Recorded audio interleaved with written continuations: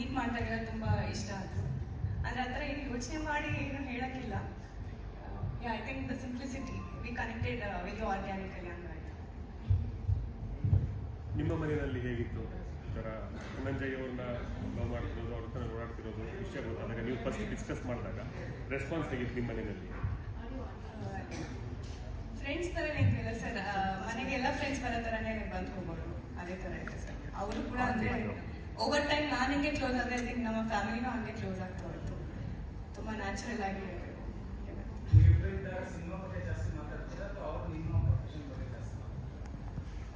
ಅವರು ಜಾಸ್ತಿ medically align ಇದ್ದಾರೆ ಸರ್, ನನಗಿಂತ ಜಾಸ್ತಿ ಅವರೇ ಹೇಳ್ತಾ ಇರ್ತಾರೆ.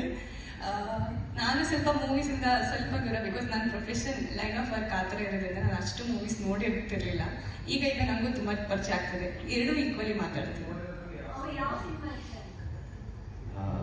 ರತ್ನಂ ಪ್ರಪಂಚ ನನಗೆ ಇಷ್ಟ, ಎಲ್ಲರದ್ದು ಫ್ಯಾನ್.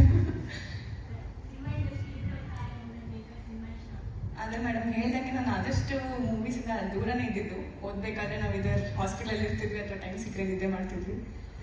ನೋಡಿರೋ ಎಲ್ಲ ಮೂವೀಸ್ ಇಷ್ಟನೇ ಆಗಿದೆ, ಎಲ್ಲರೂ ಚೆನ್ನಾಗೇ ಆ್ಯಕ್ಟ್ ಮಾಡ್ತಾರೆ.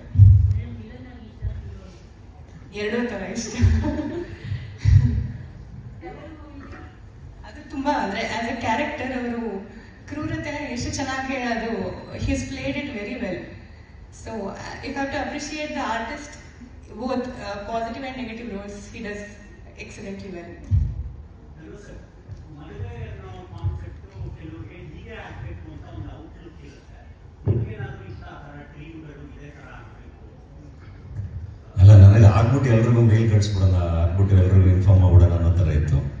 ಯಾಕಂದ್ರೆ ಇಡೀ ಮದುವೆ ಪ್ರೋಸೆಸ್ ಎಲ್ಲ ನೋಡ್ತಿದ್ನಲ್ಲ, ನಮ್ಮ ಅಣ್ಣನ ಮದುವೆಯಿಂದ ಹಿಡಿದು ನನ್ನ ಫ್ರೆಂಡ್ಸ್ ಮದುವೆ ಎಲ್ಲದು. ಸೊ ಆರಾಮಾಗಿ ಸಿಂಪಲ್ ಆಗಿ ಮನೆಯವ್ರ ಜೊತೆ ಆಗ್ಬಿಟ್ಟು ಆಮೇಲೆ ಇನ್ಫಾರ್ಮ್ ಮಾಡೋದಾಯ್ತು ಅಂತ.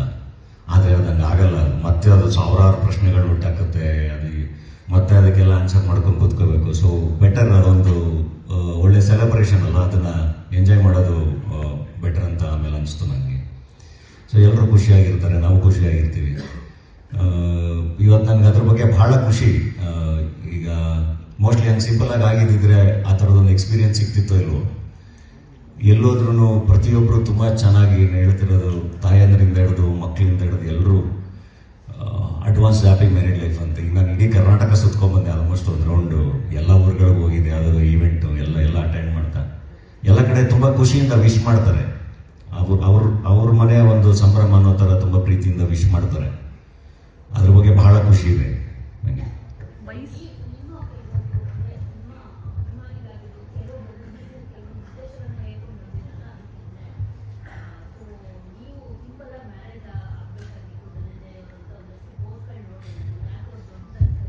ಸಿಂಪಲ್ ಆಗಿ ಆಗ್ತಿರೋದಲ್ವಾ, ನೀವೇನು ಮಾಡ್ತಾ ಇದ್ದೀನಿ ಇವಾಗ.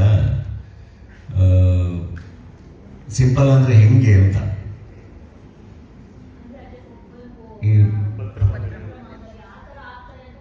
ಅಲ್ಲ, ಏನಾಗುತ್ತೆ ಗೊತ್ತಾ, ಎಲ್ಲದಕ್ಕೂ ಅದರದೇ ಆದ ರೂಲ್ಸ್ ಇರುತ್ತೆ. ಈಗ ನನಗೆ ವಚನ ಮಾಂಗಲ್ಯ ಗೊತ್ತು, ನನ್ನ ಮಂತ್ರ ಮಾಂಗಲ್ಯ ಗೊತ್ತು, ಎಲ್ಲದಕ್ಕೂ ಅದರದೇ ಆದ ಒಂದು ರೂಲ್ಸ್ ಇರುತ್ತಲ್ವಾ. ನಾವು ಅದನ್ನು ಫಾಲೋ ಮಾಡಬೇಕು, ಅದನ್ನು ರೆಸ್ಪೆಕ್ಟ್ ಮಾಡಬೇಕು. ಕಂಪ್ಲೀಟಾಗಿ ಅದನ್ನು ಫಾಲೋ ಮಾಡೋಕ್ಕಾದ್ರೆ ಮಾತ್ರ ಅದನ್ನು ನಾವು ಕೈಗೆತ್ಕೋಬೇಕು. ಇವಾಗ ಮಂತ್ರ ಮಾಂಗಲ್ಯ ಅಂತಿದ್ದಂಗೆ ಇಷ್ಟೇ ಜನ ಇರಬೇಕು ಅಂತ ಇರುತ್ತಲ್ವ, ಅಷ್ಟು ಜನ ಬಿಟ್ಟು ಇನ್ನು ಬೇರೆಯವರು ಅಂದರೆ ಅದನ್ನ ಮೀರಿ ಜಾಸ್ತಿ ಜನ ಸೇರಬಾರ್ದು, ಅದೆಲ್ಲ ರೂಲ್ಸ್ ಇರುತ್ತಲ್ಲ. ಬಟ್ ಹಂಗೆ ಆಗಲ್ಲಲ್ಲ. ನನ್ನ ಮದುವೆ ಅಂತ ಹೇಳಿ ನಾನು ಹಂಗೆ ಮಂತ್ರಮಾಂಗಲ್ಯ ಆಗ್ತೀನಿ ಅಂತ ಹೋಗಿ ನಿಂತ್ರೂ ಒಂದು 2,000 ಜನ ಬರ್ತಾರಲ್ವ, ಅದಕ್ಕೆ ನಾನು ಆನ್ಸರೇಬಲ್ ಅಲ್ಲ. ಸೊ ಐ ಥಿಂಕ್ ಅದೆಲ್ಲದರ ಪ್ರಕಾರ ಬದುಕೋಣ ಬಿಡಿ, ಅದನ್ನು ಬದುಕಲ್ಲಿ ಅಳವಡಿಸ್ಕೊಡೋಣ. ಆ್ಯಂಡ್ ಸೆಲೆಬ್ರೇಷನ್ ಅಂತ ಬಂದಾಗ ಇಟ್ಸ್ ಓಕೆ ಟು ಸೆಲೆಬ್ರೇಟ್. ನಾನು ಹೇಳಿದ್ನಲ್ಲ, ನನ್ನ ಬಳಗ ದೊಡ್ಡದು, ಅವರೆಲ್ಲರೂ ಬರಬೇಕು, ಅವರೆಲ್ಲರೂ ಆಶೀರ್ವಾದ ಮಾಡಬೇಕು, ಅವರೆಲ್ಲರೂ ಸೆಲೆಬ್ರೇಟ್ ಮಾಡಬೇಕು ಅನ್ನೋದು ನನ್ನ ಆಸೆ. ಸೊ ಹಾಗಾಗಿ ಹಿಂಗೆ ಮಾಡ್ತಾ ಇದ್ದೀನಿ ಅಷ್ಟೇ. ಆ್ಯಂಡ್ 200 ಜನಕ್ಕೆ ಊಟ ಹಾಕೋದ್ರ ಬದಲು ಇಲ್ಲಿ ಎಷ್ಟು ಜನ ಅಭಿಮಾನಿಗಳು ಬರ್ತಾರೆ ಅಷ್ಟೋ ಜನಕ್ಕೆ ಊಟ ಹಾಕೋದ್ರಲ್ಲಿ ದೇರ್ ಇಸ್ ನಥಿಂಗ್ ರಾಂಗ್.